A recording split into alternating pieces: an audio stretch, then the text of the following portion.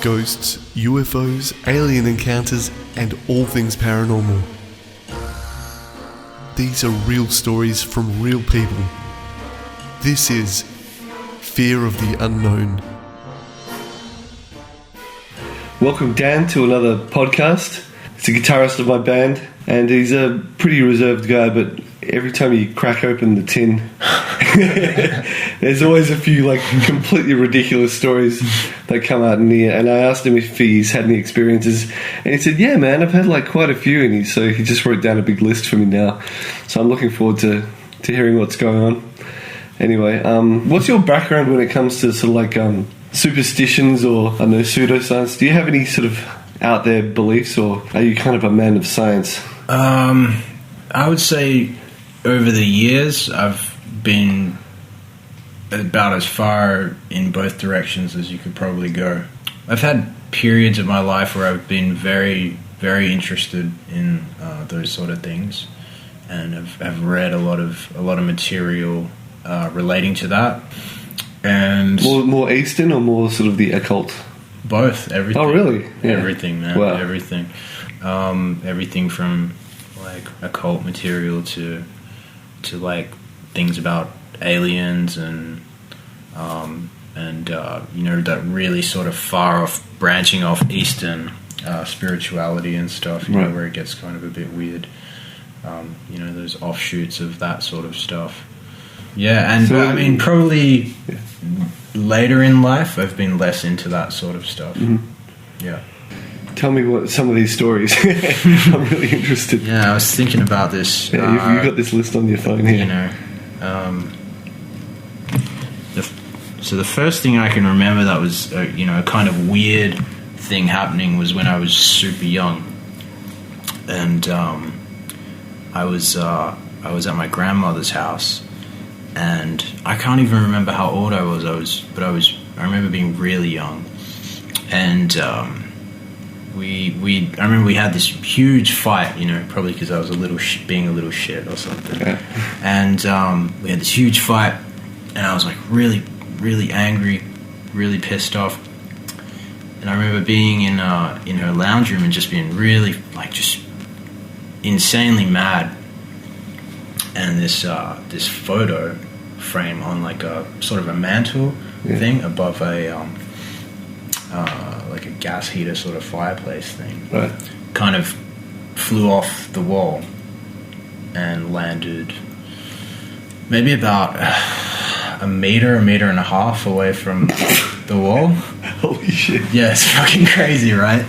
Yeah. And so it was just one of those standard little photo frames with the little back piece that how they sort of lean back. Yeah. It was one of those, and if it had just tilted back and folded itself, there's no way it could have gone that far. It's just physically impossible. Yeah. The fucking thing flew off the wall and landed face down on the ground. And when I picked it up, it was a picture of her and her dead husband, so my grandfather that I never met. So he didn't approve. I guess he wasn't. Yeah. I guess he didn't approve of the situation or something. But but literally it flew off. Landed about this far away from. Okay. So he's holding out his arms out to about a meter and a half. Yeah, about a meter and a half. Yeah. Which is that was pretty crazy. And that's the end of that story. Yeah. So did that kind of give you a belief in something? Maybe. Because that's. There are things that can be put down to coincidence. Yeah. Once at this party, there was this, girls know having one of those Ouija board sessions, a seance. Sorry. And I was like, bullshit, and I was just watching from the side, and I was like, I'm sure pushing the thing. Yeah. And I was like, okay, how about I ask a question? Because they were getting all emotional, and it was around the time where this movie, The Craft, had just came out. Yeah. So they were all into their into being goth chicks and witches and stuff. Yeah. And so I'm like, okay, and because they were girls I knew from school, I tried to think of a question that they would have no idea about, that they would have never heard or known. Yeah. And I said, okay, what's my dad's middle name? Yeah. And the fucking thing spelt out my dad's middle name. What's your dad's middle name? Eliseo. It's like a Spanish So name. it's a really fucking hard name. It's not like Herbert. Yeah. Or John. Yeah. And so I was like, okay, of all the seances that have ever happened in all the world, you know, if this is fake, statistically speaking, there has to be someone who has gotten lucky. And I thought, well, lightning can't hit twice in the same place. Yeah. I'm like, okay, what's my grandmother's name? You know, and that's something that I had to sort of like conjure. I had to sort of like reach into the old archives, to remember, and it fucking spelled it out. And her name's Noemi, Noemi, and it just spelled it out and stopped. Yeah. So I was just like, so well, fuck. How do you spell it again? Noemi. Noemi. So like none of those kids would have even known that name. No chance. It's like an ethnic name. No. Like ethnic spelling. Yeah. They're all white kids, right? Yeah. Yeah, that's totally self-absorbed white chicks, and like they would have had no idea. There must have been like some crazy stalker or something who was like obsessed with my family's family tree. Maybe one of those girls just liked you, man. Man, I could memorize his dad's middle name. Yeah, exactly. Yeah. And at that point I was like, yeah, screw this, because I grew up religious, so I just thought immediately like, yep, demons. Yep, I'm out of here. See ya. Yeah. I smell Satan. Yeah. But tell me, give us some more. Yeah, cool. So the next one that came to mind, and just on the way here, I remembered a few other things that I hadn't thought about for a while. But I used to record music with this guy, and we like built I helped him put this studio together in his backyard. And we spent a lot of time together recording a lot of music and stuff. And there was a few weird things used to happen, not only in the studio, but also in his house as well. Okay. House was like in Greenwood. Like what? Things moving around? Hearing stuff? Or? Yeah, like hearing stuff, very odd things. I mean, like one night, him and his wife were asleep, and me and this other dude were watching television. It was about 4 a.m. and we heard a cough in the kitchen, which was like basically that we were in a room next to the kitchen. There was an open door to the kitchen. The kitchen was like literally like from here to like there where that kitchen is, so like super close. Yeah. We heard someone in there like 10 meters away, or not even, not even, man. Like the kitchen is about 5 meters away. Yeah, like about that close. Yeah. We just hear this like like that, and like my friend looks at me and I look at him, and like we get up. There's no one in the kitchen. My friend is asleep on the couch where we were sitting. His wife is asleep in bed. There's nobody else in the house, you know. Wow. Yeah. Like we looked around. There was nobody in the house, man. Any open windows? You know, someone. Nothing, man. Yeah. Nothing. Like we checked, there was nothing, man. His wife was fast asleep in bed.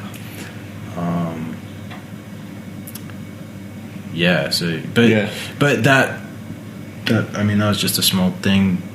Well, it's not a small thing. I mean, these things can spook you out. But sometimes they're easy to just put in the back of your mind because there was nothing to back it up apart from just like the only thing I can think of that I haven't really thought of before, and when I tell this next story about the same place, I've never really made the connection before, but people have shared hallucinations, and that happens with like people climbing Mount Everest and things like that. They'll they'll be like, well, people climbing mountains. I don't know why I picked Mount Everest, but like I've heard of stories of people climbing mountains, and like two people will be climbing together, and they'll be talking to this third person for a period of time. They'll be talking to this third person, And then at some point they'll realize that the third person was never actually there and couldn't have possibly been there with them, but they were both interacting with the third person. So they're having like a shared hallucination. And that's what I believe happened to me and my friend one night in the studio, where we'd been recording all night. And it was like super late. I remember just being like so unbelievably tired, from recording, and the studio had a control room, I guess, where we had the PC and like mixing consoles and monitors and stuff set up. It was a really small area. Then there was a live room, and there was a wall separating the two rooms, double doors, and a small double glass window. So there's like one piece of glass, and then like maybe 10 centimeters and a second piece of glass. Yeah. So you're in the control room? We're in the control room. Yeah. There's no windows to the outside anywhere. The whole studio is completely closed in. No windows to anything outside. And behind us there was just a plain white wall, like literally right behind us. And we're mixing stuff or God knows what we're doing, it's so late. And I saw a guy walk past, the reflection of a man walk past in the glass. And I thought I was just, I was so tired that I was just, really tired and seeing stuff. And so I didn't say anything. And then my friend said, "Oh, that was weird." And I was like, "What's that, man?" And he's like, I thought I just saw a man walk past in the window." Yeah. Not the window, in the glass. Yeah, the reflection. It's not even, there's nothing outside, and it's only us in this studio. And so I was like, yeah, man, I saw that too. And the weirder thing was, the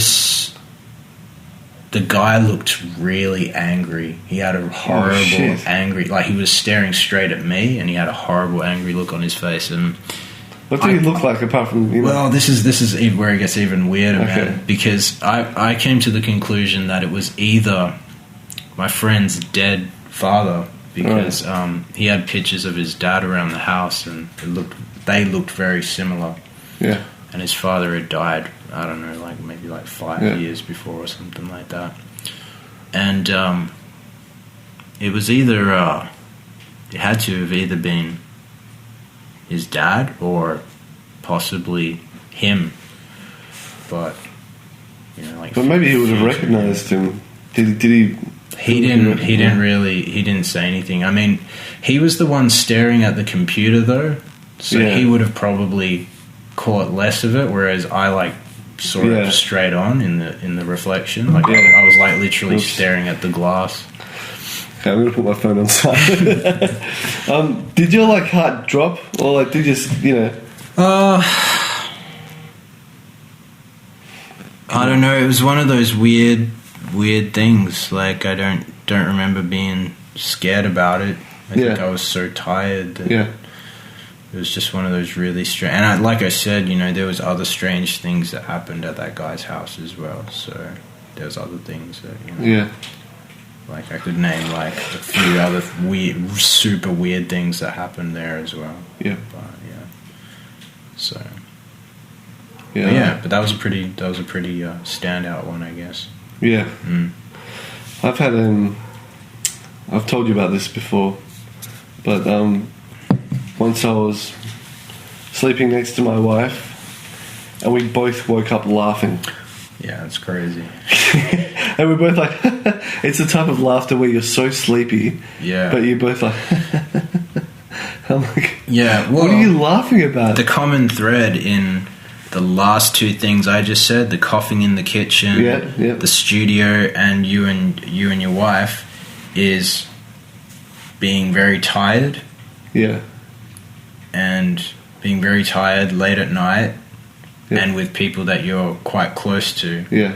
And to me, it's maybe there's a thing where people's two people's consciousness sort of get tangled up, and they Yeah. they somehow see or hear the same thing that technically isn't there. And this is where I start to see a pattern.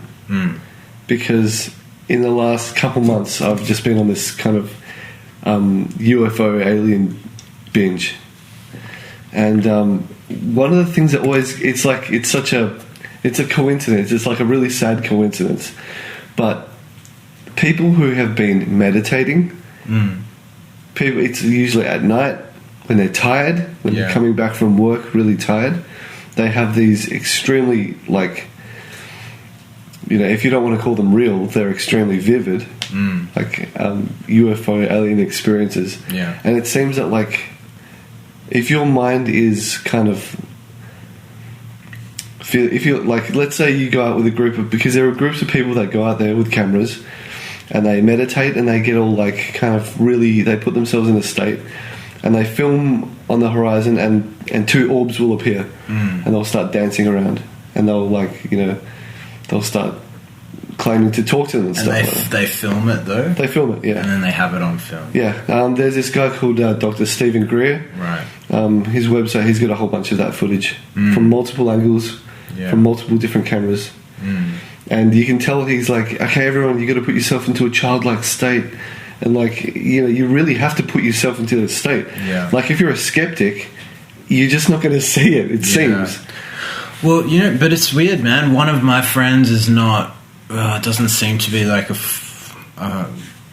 full-on believer in that sort of stuff, but he has seen those lights twice in his life. Once when he was a kid in the backyard.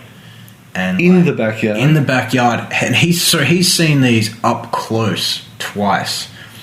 And once in the backyard, and he's not the type of dude to make this sort of shit up, nothing like that. Yeah. You know, he's a salt of the earth type of dude, you know what I mean?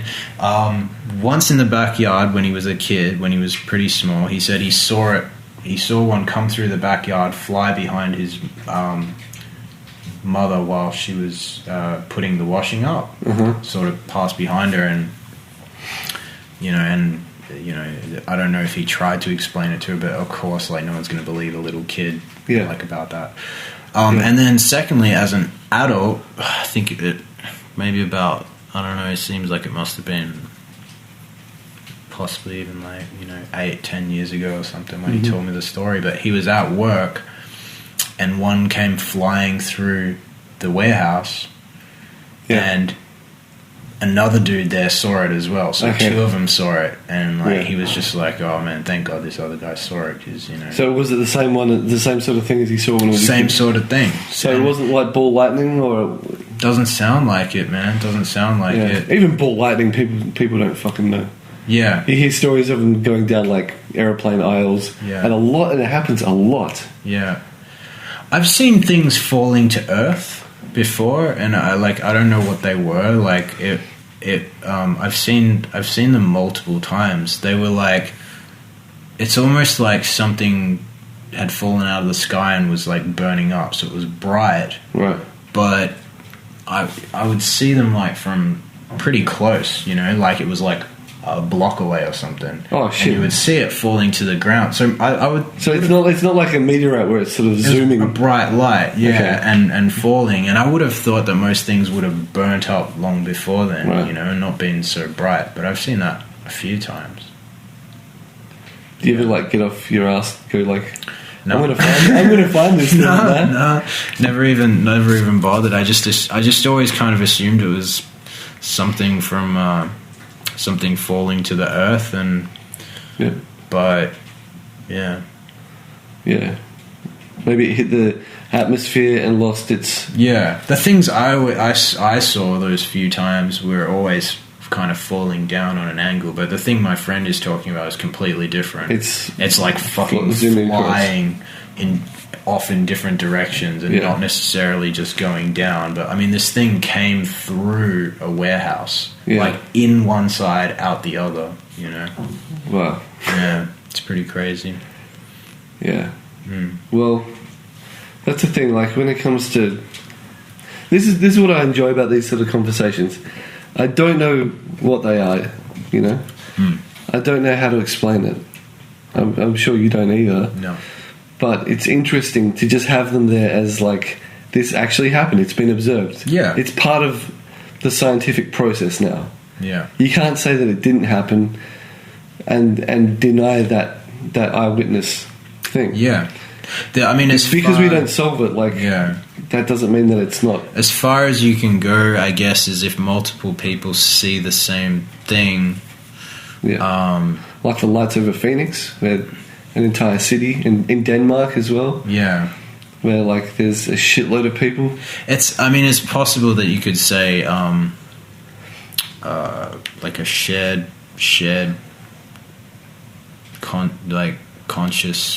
consciousness type of hallucination, but if it's on film, then it's something different. I think if you have it on film, then it can't really be that. Yeah. You know. So yeah, definitely anything that's on film. Anything that's not on film, you know. Yeah. Two people see the same thing that couldn't have, you know, by our current understanding of reality, shouldn't have been. Yeah. You could kind of mark that up to possibly being some kind of weird shared hallucination. Yeah, the concept of shared hallucinations is bizarre. Like I was saying, I had this dream where like there was a lady. She was like a comedian, but very funny, really, really witty, and she was like holding something, and part of her routine was that she dropped it on the ground, but she was talking it up like this is a really important thing that she's holding. And so when she drops it, it's like it was built up so perfectly that it's just hilarious. Yeah. I wish I for the life of me, I wish I could remember. Anyway, we both woke up laughing. I'm like, what are you laughing at? And like between laughter, my wife was like, it's because she dropped the thing. And I was like, shit. But I mean, I wish these things would kind of get under our skin a little bit more, you know, because I think that's what stops us from researching it, because we've all experienced something bizarre and weird, but it's not a serious part of science, because it's I mean, and we forget about it, and then because our imagination kind of works the same way, where it's something that we experience with no evidence. Yeah, if you know what I mean. Yeah. So like, if you had a stalk, let's say that cough was an actual dude, like looking through the window in coughing. Yeah. Well, that would be something that's way more haunting.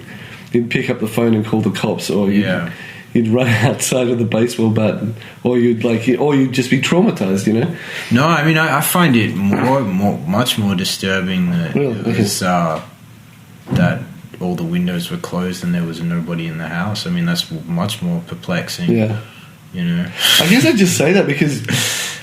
But I know what you're saying. So much crap has come out. It's been on the news. Yeah. But everyone forgets and no one gives a crap. Well, I think it's what do you call it? Like inbuilt, like a self-preservation thing, you know, to forget about that sort of stuff that you can't explain.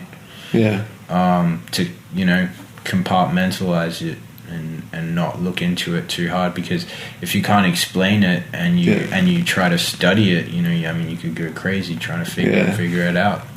It's funny though, because like I'm starting to feel like the people that get all like paranoid and pissed off at all the sheeple, because like, I mean, we have access to everything. Like a 12-year-old kid will do that thing that we've all done, which is like you go down this Wikipedia hole, and you learn a shitload about the world, even in the space of a night, you know, just by browsing. And community, and I think it started to become lazy and cocky.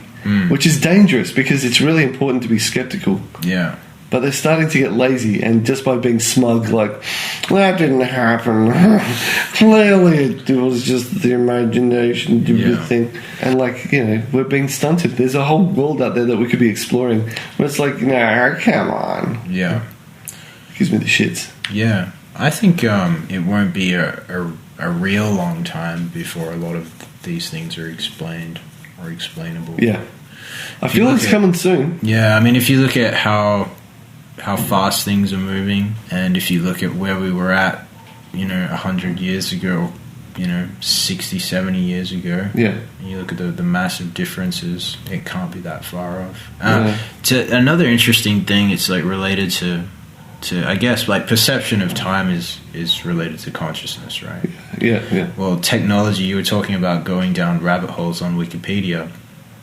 When you get on the internet and you're just like you're just smashing through stuff, like, and you're taking in minor amounts, but you're going from thing to thing to thing to thing.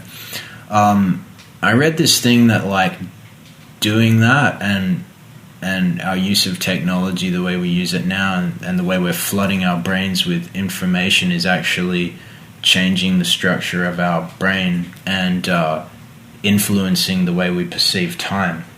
So we're evolving to process more information, right. And somehow that affects our perception of time, and it makes time go faster. I think it's possible. Yeah, that just takes my head into another place. My mind starts racing because recently I've been thinking a lot about time, and I even it's ridiculous because like I allow my mind to speculate as much as it wants to these days without judging myself or without judging it. I think it's healthy. Yeah.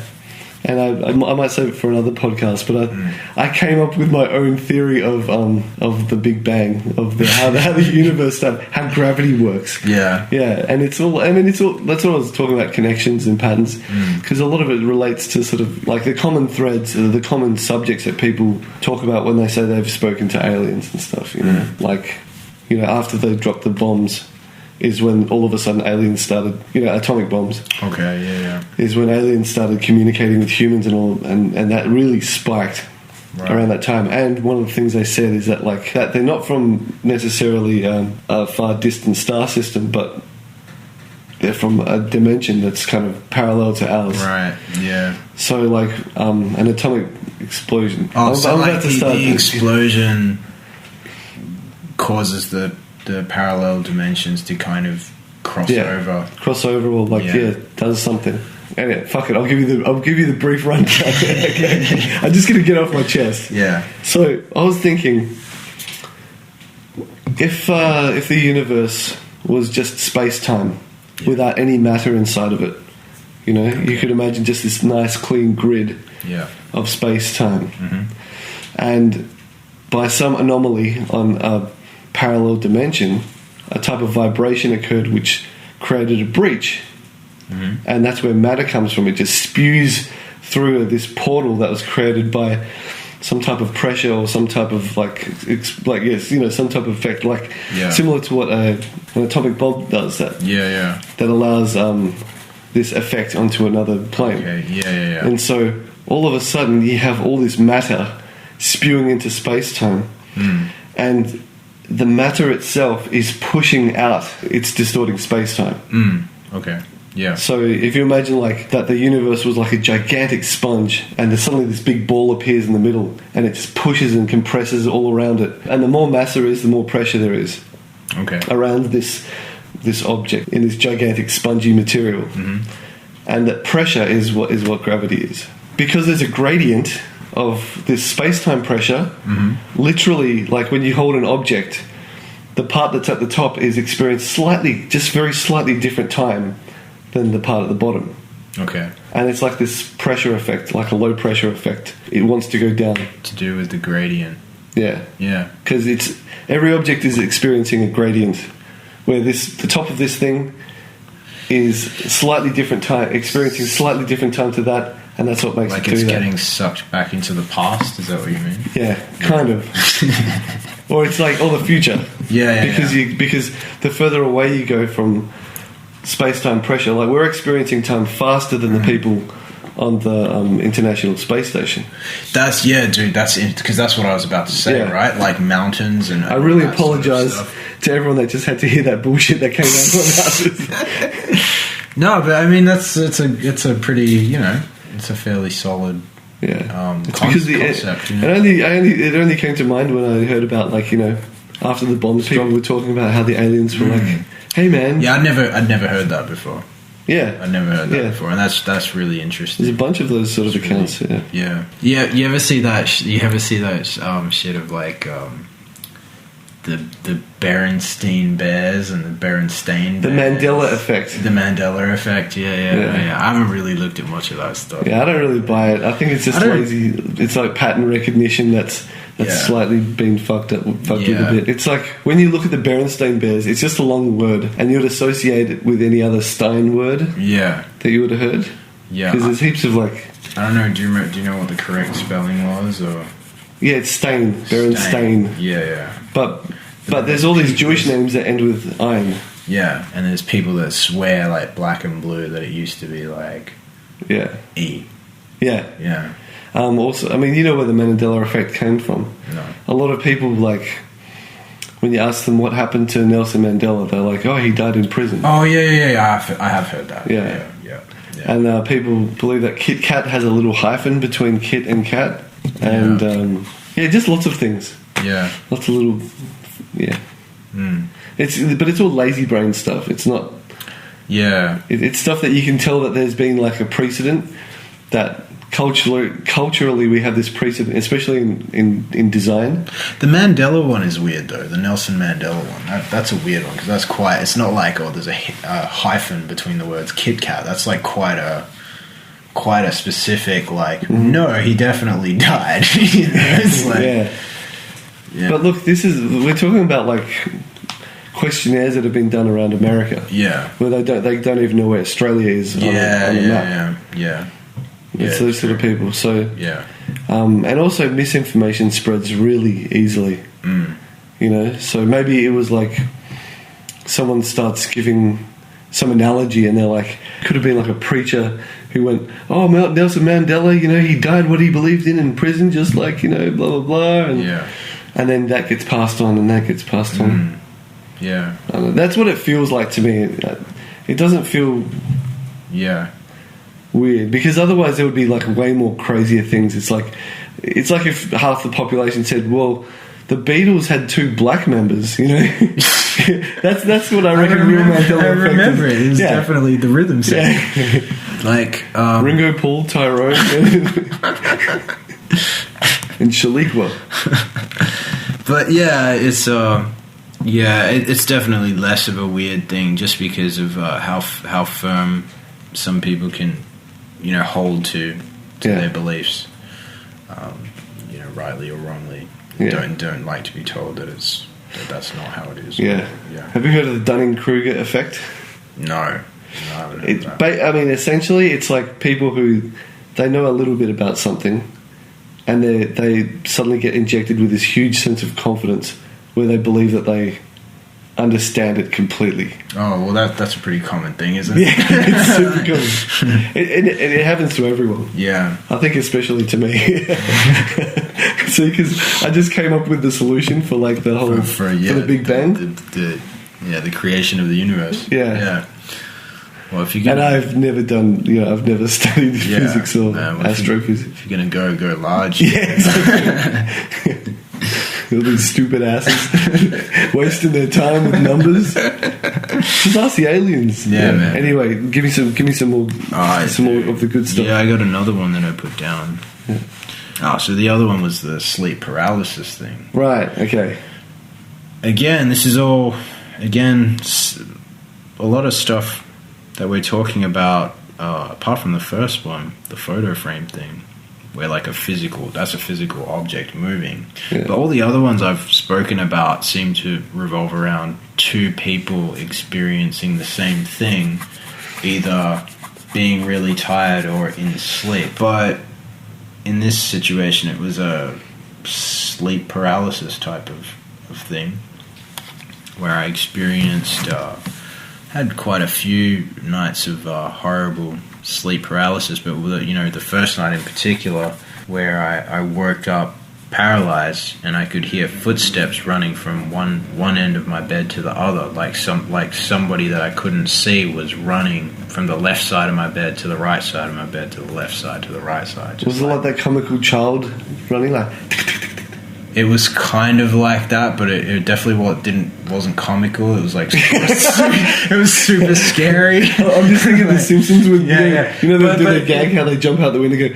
It's like, the thing is, the footsteps were kind of like that. They were quick. It was like oh fuck, and and it would stop for a second on one side. Then like it's like it creeps me out even thinking about it, man. Yeah. And anyway, so there was that, and I was paralyzed, and this I could feel someone was there, and the footsteps were running from one side of the bed to the other, and then it felt like something invisible had come over the top of me, and was trying to like push through my like the center of my body, like the solar plexus, and like something was trying to like almost like enter, and then I could hear whispering in the ear, saying all sorts of horrible things. Oh wow! And can you remember any of what it was saying? Oh, it was like the nastiest shit, man. It's like I don't even want to repeat it. It was just like just horrible, nasty shit. Yeah. And I think what happened was one time I was able to wake myself out of sleep paralysis a couple nights later.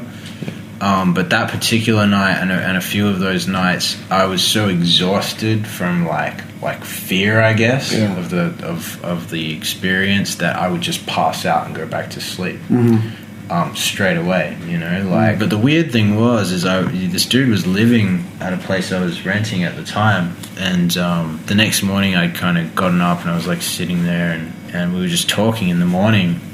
And I was like, yeah, how you doing, man? And he was like, yeah, not so good, I didn't really sleep that well last night. Had these like horrible dreams and stuff. And I was like, well, like, so I was like, well, what was it? And he basically said the same. Well, I think what he said was like, it was like there was this thing in the room with me, and like it was a very, very similar thing that he was explaining to me. So without me telling him anything, he'd basically said, almost the same thing. Yeah. And, and I told him, like, yeah, man, that's the exact same thing. Were there any specifics about the sort of being or the presence? For me, like, it was definitely a woman. Yep. It was a woman. The hag, as it's commonly called. As I've been told, the hag, which is apparently a common thing that a lot of people have experienced. Mm-hmm. And he didn't mention that it was a woman, but I experienced a hag last week. Really? Yep. Holy shit. It started out as the form of my mum. Yeah. I was lying on the couch having a nap. Yeah. And I thought my mum was coming to say, I'm just going to head up. She wanted to give me like a hug before she left. Yeah. She just her face transformed into this black and white demon, kind of like a hag. Yeah. And just like slumped on top of me. And in Spanish started saying all these like curses towards me. Yeah. Like basically it was just like, you son of a bitch, you're never gonna Yeah. It's like, you bastard. Yeah. Right. That's the only, because I've had a lot of sleep paralysis, but I've never had a being with me. But this is like one of those things where it's like I can feel someone slumped on top of me, and it was the worst. Especially when it's like, oh, thanks, Mum. And it's like, what? That's fucked. Yeah, and that's one of the things, like, when people come up with explanations for it, like, they can explain sleep paralysis, right? It's kind of the opposite of sleepwalking, where your body can't move as opposed to your body moving, and your mind being awake as opposed to your mind being asleep. So, like, that totally makes sense. Yeah. But, like, I mean, I'd like to know with sleepwalking if there are common things that people do when they sleepwalk. Yeah, maybe they're astrally projecting as these like shadow people in people's bedrooms. Maybe that's a missing half. Yeah. That would be tough. Holding down people and sitting on their chests and stuff. But like, I find it terrifying. Yeah. Because like, okay, I'm not saying that they're boogeymen or whatever. My biggest suspicion with all of this stuff when it comes to ghosts, aliens, angels, is that it's like extra dimensional. Yeah. It's like, why can't there be life living on a different dimension that has an ability to occasionally interface with us? Yeah. Why not? And we can, through fear or through our own biases, we can say that it's like an angel, or we can say it's a it's a ghost or whatever. Yeah. But I think you can't just say like, oh, it is a chemical thing that happens in your mind, and that how can people that are so separate genetically, we're of the same human species, but you'll have like tribes people in Vietnam, and then people who are genetically extremely diverse from them, having the exact same visions. Well, you know what? When you say that, it makes me think of early civilizations. They were building similar structures, and they had, well, as far as we know, they had no correspondence or connection with each other, but they were building very similar structures. Like pyramid sort of things. And how they have drawings of like the fruit of life or the seed of life. That flower. What's it flower called? Of life. I read a book about that. That particular image. I couldn't finish the whole book. I got fucking bored. But that flower of life thing. The fact that it was like in all these different places, and as far as we know, these people had no communication with each other. Look, the ancient alien theory. It's unfortunate that series, that terrible fucking series, came out of ancient aliens. It's almost like a plant, like they made a horror series to make it less believable. Because some dude with fucked up hair and shit. On the Joe Rogan podcast, he's one of the guests he's one of the early guests. Yeah. And he's actually speaking quite coherently. Yeah. He's not like this crazy dude going, well, clearly they were extraterrestrials. It's just really crappily produced series. Yeah. It's like you can tell half the people in the production were making fun of it and the other half were kind of taking it seriously. It's just this bizarre thing. The bird thing was cool, like the what do they call the Icarus bird? It was like a glider, like downscale. Do you remember that thing? Like they found this little... Vaguely. I slept through a few episodes. They found this little thing, and it was a little carved bird, but they figured out that it was actually, the way it was carved, it was aerodynamic, so if you actually built it on a larger scale, it would glide. So previously they were like, well, we didn't think that they understood anything about aerodynamics. Yeah, that's a whole other rabbit hole. Yeah. But what I do know is that, like, recently, all the UFO shit that I've come across, it's just like, wow, that's compelling as hell, man. Yeah. These are like... I got to watch that Lazar thing. Bob Lazar, yeah. That's one of the things that tipped me over the edge. Yeah. But, like, also with Ancient Aliens, it's like... Come on, man. Did you ever read any Whitley Strieber stuff? No. Do you know Whitley Strieber? I'm not much of a reader. Yeah. I'm a bit of a retard. No, it's just ADHD. But yeah, his stuff is pretty cool. I mean, he was he is or was, I don't know, a writer of fiction. But then he swears that he was abducted by aliens, chipped, like all this stuff. How long ago? Like, is it this century? Ages ago. Like, he reckons ages ago. So he's written all these books that he's like, this book is not fictional. Okay. And he's also compiled like accounts of other people, and like, this is going back old school. I think the book Communion came out a really long time ago, and it's compiling like evidence of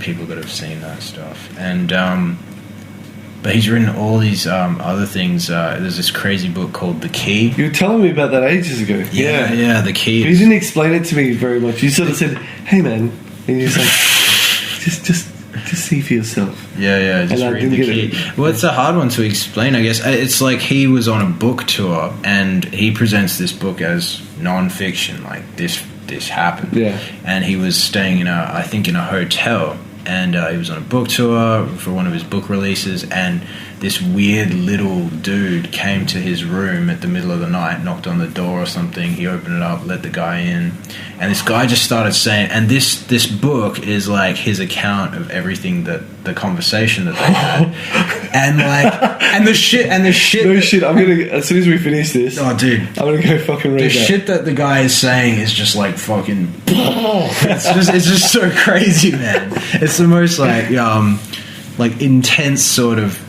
stuff. Is it like a sort of, did he give him a sort of like, alien manifesto or some type of thing like that?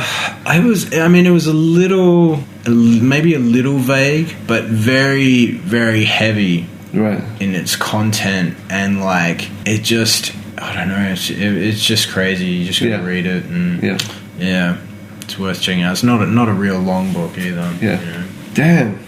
Yeah. I wish I'd known that. Yeah, the key. That's how you should have sold it to me, and then I wouldn't have, been like the setup of him, like guy coming to the room. He's like, and he's a little guy. Yeah. And he just kind of, and I think he was. I can't remember what he concluded in the book. I remember when I got the book, I read it like 3 times or some shit. I was like, oh my god.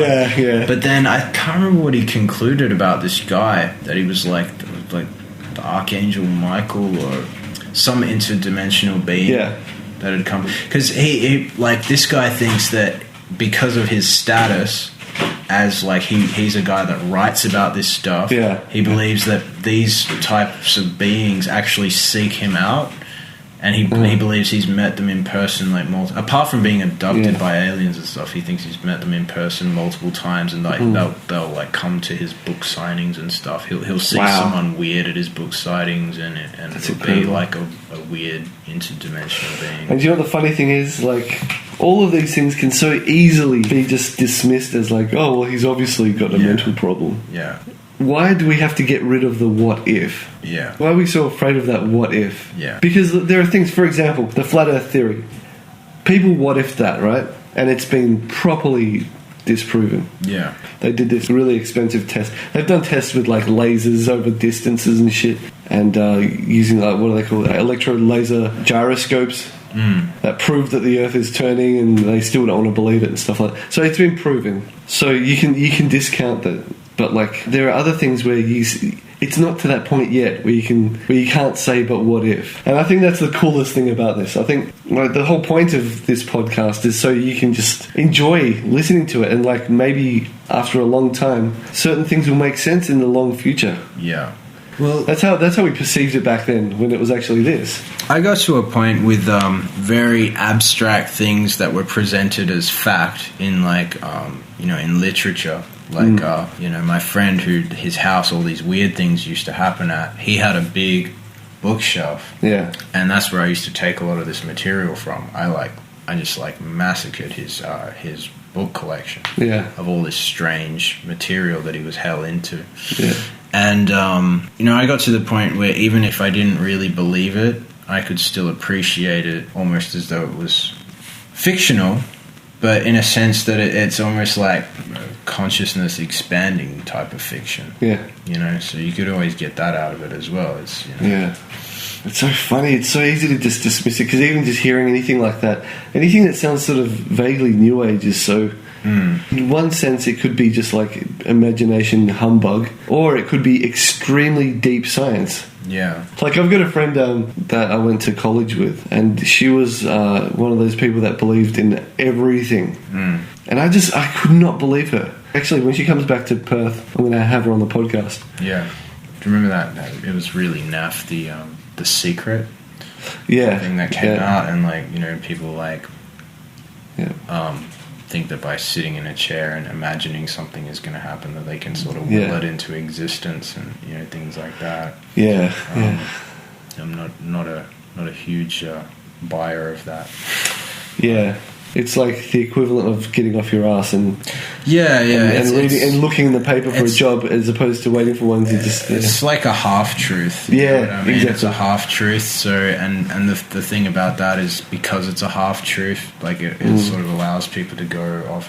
But, like, people that, they... I know people that take it to that extreme level, and they're like, yeah, I'm just going to think about it, and it's going to happen, and... before everyone became a guru and like a business coach or a life coach. Before that, there was like a top 100 of people in the world. There was this like of like motivational speakers. Yeah. And I remember when The Secret came out. It's an Australian lady. Mm-hmm. I love how they used like whispering Latin and stuff. Yeah. And I remember when they were like promoting it, like all of these people, these famous gurus, were kind of like standing behind her, like, yes, she is the one, she understands. And it was such an amazing scam. I still think to this day. Yeah, they would have made a truckload. But it's like you said, it's a half truth. It's definitely like half true. Yeah. But it's common. Like, you can make things happen but it's just common sense, really. Yeah. Like, it's not. There's nothing magical about it. It's Yeah. just.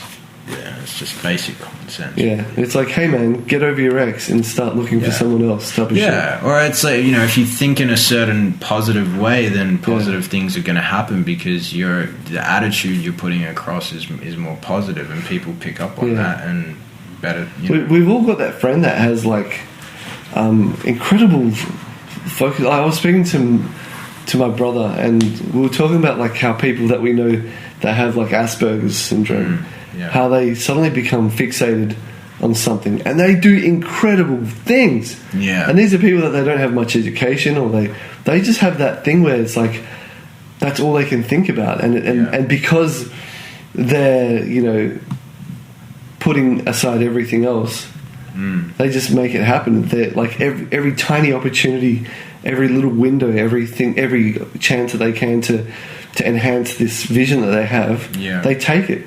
Yeah. Like, I know a dude who, like, when he was a teenager, this is a guy, like, I knew in church, like, you know, years and years and years ago. And he would, like, show up at church and he'd have, like, a game that he's made. And it was fake, you know. He would, like, he got some production notes from a game that someone published online. Right. He printed them out and he took them to church and he'd show everyone and say, look, this is a game that I've developed and stuff. And everyone was so impressed. But because I knew a bit about that sort of stuff, I was like, wow. Anyway, he grew out of that. Yeah. And he became like this huge Star Wars fanatic. Yeah. So he's like read all of the books in the expanded universe, that sort of stuff. And he decided, I'm going to make my own fan film. And so he convinced his mum to make all these costumes. Right. And he did all this stuff where he like asked people to help him out with this and help him out with that. Yeah. He even got to the point where he there was this celebrity like to the level of like Lara Bingle.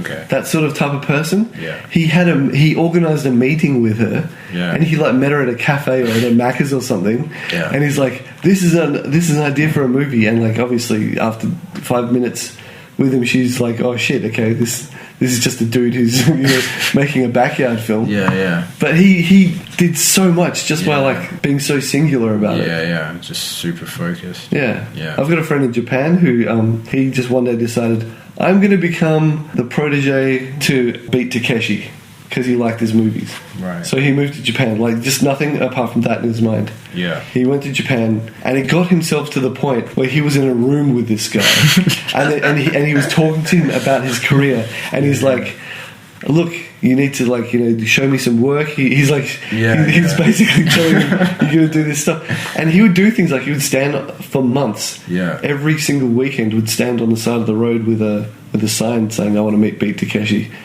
And he made it happen. Yeah, fuck, that's crazy, man. Yeah. Yeah. He made a documentary about it, and there's just so much in there. I think someone else should make his documentary because he's got so much in his mind about it, you know, that like needs to be like it's a story that needs to be told, but I think it has to be told by someone else. Filtered through someone else. Yeah. Yeah. Because it's incredible. Yeah. And to me that's what the secret is. Yeah. Yeah. But I mean, like, common sense is like if you're willing to persevere at something that hard, like, and you're going out and standing on a street corner with a cardboard sign saying I want to meet, like, that's the length that you're going to. I mean, that's like purely like action. There's nothing magical about that. That's just like pure focus and like insane determination. Yeah. You can't get nothing from that. Yeah. That type of thing. Yeah. Anyway, man, thanks so much. Too easy. This has been a really good one. we went to places I didn't think I'd let out of my mind. Yeah. But yeah. And thanks for everyone who listened. See you next time. Later. You've been listening to the Fear of the Unknown podcast. Be sure to follow us on social media with all links in the description.